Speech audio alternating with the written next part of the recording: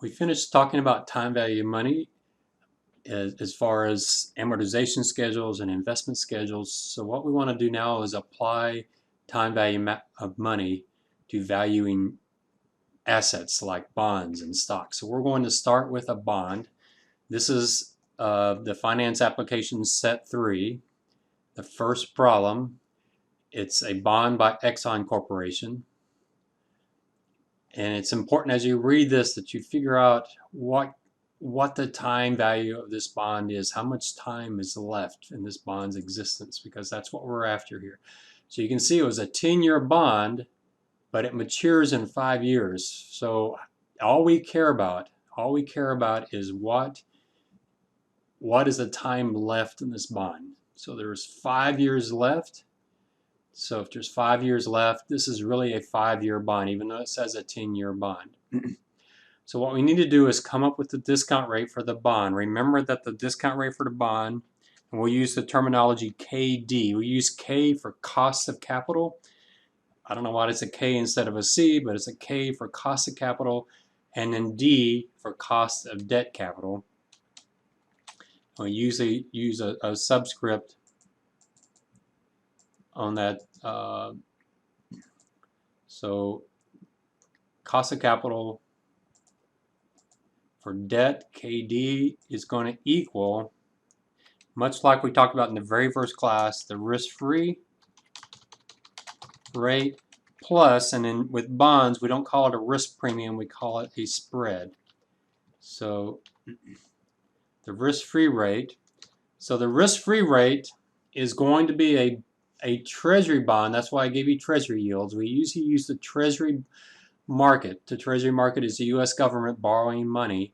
We want to use their yields as our risk-free rate because that's the lowest risk asset we can find. Now, I'm not saying that treasuries are risk-free, but they're the lowest risk asset we know. If the U.S. Treasury were to default on their debt, the entire world would be coming apart. So, it's hard to think of an entity that can print its own money ever defaulting on its debt.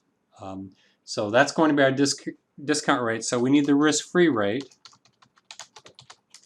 So what is the risk-free rate? Well,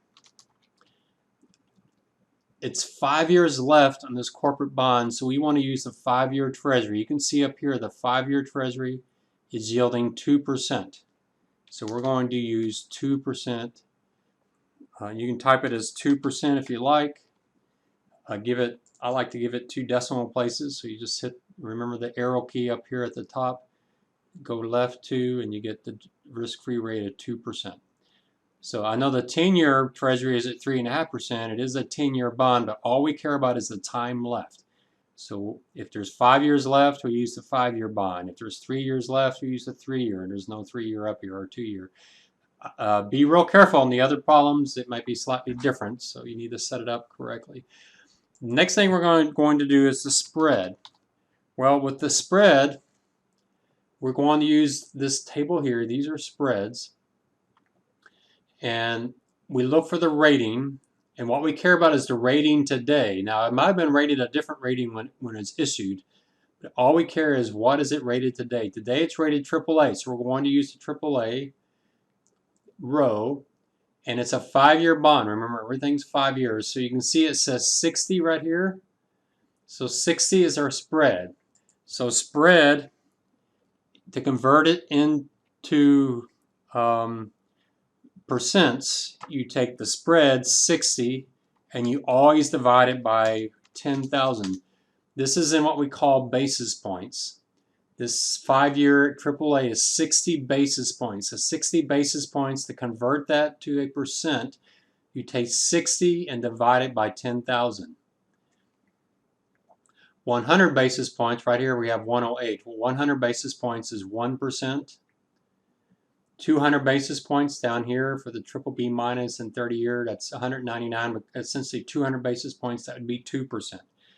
So if you do 60 divided by 10,000 and then convert it to a percent, hit the percent sign and give it 2 decimal places, you should 60 basis points is 0.6%. And so that makes our KD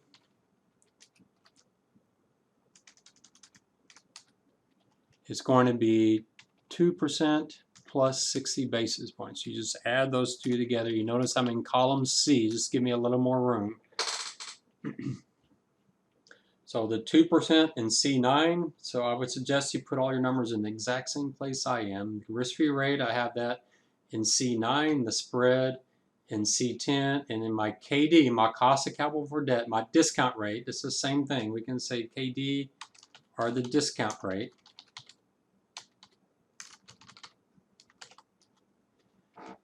Is 2.6%. We have to make one last adjustment, and it's not a difficult one. Once you get it set up the first time, you can just copy it and keep using it, but we need what we call the effective yield. What the effective yield is corporate bonds, and you'll just have to know this. We'll talk about this. You should have seen it in the notes for the class and in the preparation for the class. That bonds, for the most part, most bonds, at least corporate bonds and treasury bonds, they pay twice a year.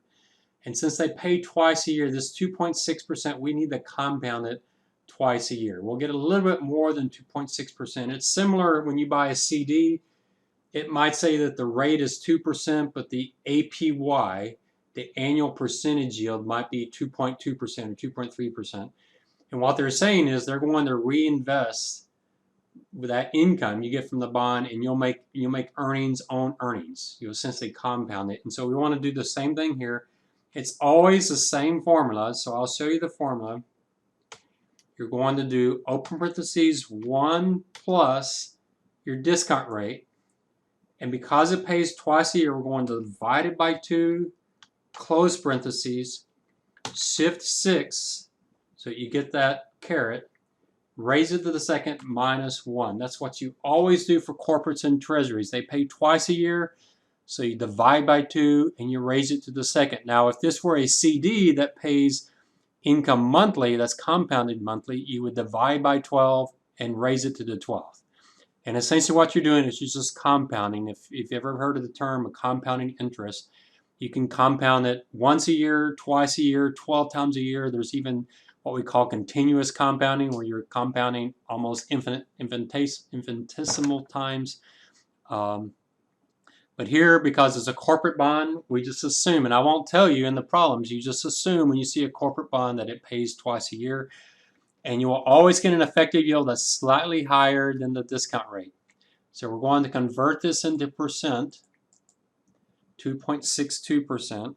Let me copy the formula over so you can see it.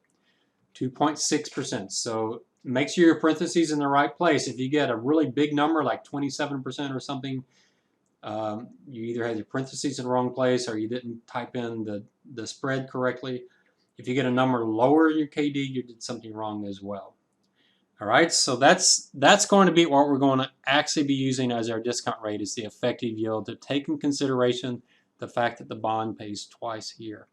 And so now we're going to actually build this bond out. So we're going to have similar to what we did with the amortization schedule. We'll look a little bit different, but the first column is time.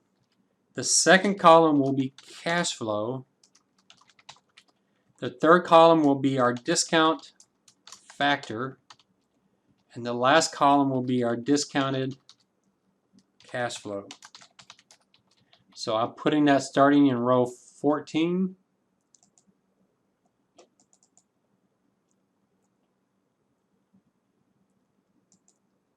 And again, clean it up, give it your personality, however you want to do that. And then build out the schedule. So for time, I'm going to start that in A16. These bonds pay every 6 months. 6 months is 1/2 a year, so you're just going to type in 0.5. And in the next row, you want to do every 6 months, so you want to take what's in A16, so plus A16 plus 0.5, and that'll give you year 1. I'll copy that formula over to the side so you can see it. So that's column A. We're just taking what's in A16 and adding to it. You can make it 1 decimal place if you like. So how far down we go? We have 5 years left. So that means we're going to get actually 10 cash flows every 6 months. So 2 a year for 5 years. So you want to copy this down to go to 10 years. So there's, to go 10 periods, 5 years or 10 periods. So there's 3, 4, 5, 6, 7, 8, 9, 10. I might have gone one too far. We'll see. Yep, one too far. So 5. Be careful in the other problems because they may not be 5-year bonds. So if it's a different amount, you need to make it more rows or fewer rows. So be careful on that. All right. So there's our schedule. We're going to just fill this out. So what is the cash flow? So what you need to know is the coupon on this bond. The coupon on the bond is going to equal the face. The face is $1,000. So plus $1,000 times the coupon. You notice that the coupon is 6%. You see that in the problem. So times 6%. You can type 6% or 0.06. Either way will work. But it pays it twice a year. So we get half of that twice a year. So we divide by 2. I'll put this over on the side so you can see it. These are dollars. I always like to use dollar signs when I have dollars. So we're going to get $30. So in this row 16, do equal $30. And on the next row, do the same thing. Do equal that or plus that, either way. And now you can copy that down. Remember how you copy this all the way down? You just find that little green square at the bottom and just click on it. You want to make sure you have $30 all the way through. This bond is going to pay you $30 every 6 months with one exception. And the one exception is the very, very end, you will get your $1,000 back. So you want all bonds to look like this. $30 9 times and $30 plus $1,000 the very, very last time. I'll put that as a formula just so you can see it.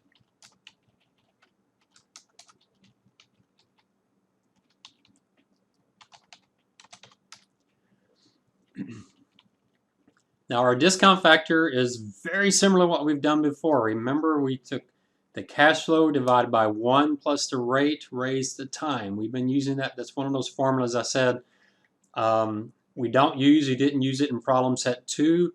Here's the one time we'll actually do it. We want to take the present value of each one of these formulas. Remember that a present value equals the cash flow divided by 1 plus your rate raised the time. So that's the present value. So that's going to be our factor. Here's our cash flow. We just want the factor. So the factor will just do equal 1 divided by O parentheses, 1 plus our effective yield, close parentheses, raised the time. The time is over here in A, close the parentheses. So there's our factor. Remember, on these factors, we usually go out 4 decimal places. We have to make one adjustment. We always want it to be C12. That's where our effective yield is. So make sure you put the dollar sign around C12. I'll copy that formula over so you can see it.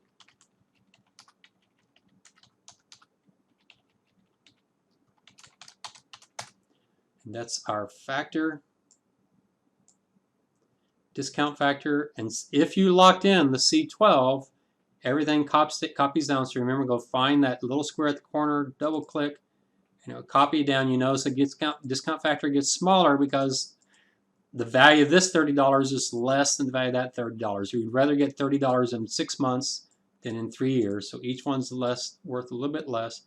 And then to get the discounted cash flow, you just do equal the cash flow times the factor. And you've got it. Again, that's dollars, so we can hit our dollar sign. Let me put that formula over on the side so you can see it.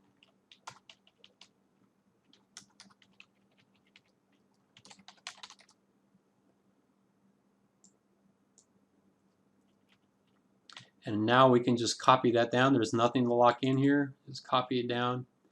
And that gives us the present value of these. So the price of the bond, the value of the bond, is just going to be equal sum, to add them all up. And we'll just add all those discounted cash flows. Put that over on the side.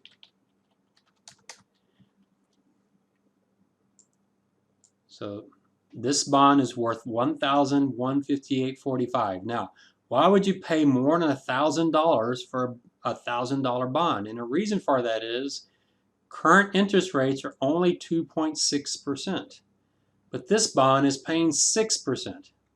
So the only way you're going to get someone to sell you this bond, the sell you bond that's paying 6% when the market's only paying you 2.6%, the only way you're going to get them to give you this bond is if you pay them a premium. You got to pay a little extra money on top of that. So you'll get a 6% coupon, which is great, but you got to pay an extra $158.45 to get it. And when you pay that $158.45 extra, you will end up just getting the 2.6% return. So you can induce this person, you really like this bond, you really like Exxon, you want to buy their bonds. You cannot buy this bond. If you could buy it for $1,000, do it. That'd be great. You'd be making 6%, where the best you can get anywhere else for a bond with this rating would be 2.6. But because market interest rates have fallen since they issued this bond, the value of this bond is $1,158.45. Now, be careful on the other problem sets. Let's look at them just real carefully. The second one, Stryker, is a 15-year bond maturing in 10 years. So be real careful there. You need to go down for the second one. Make sure you go down 10 years and you put your $1,000 in the coupon in the 10th year, and then you add up all of those years. So just be careful. They're not all 5-year bonds, so just make sure you read it carefully. But so that's that problem. Practice with it. Once you get this one set up and you get that answer, 1158.45. Then when you do the other bonds, all you have to worry about, the only thing you have to change is how many years is the bond. And once you get that set up, the others will work exactly the same.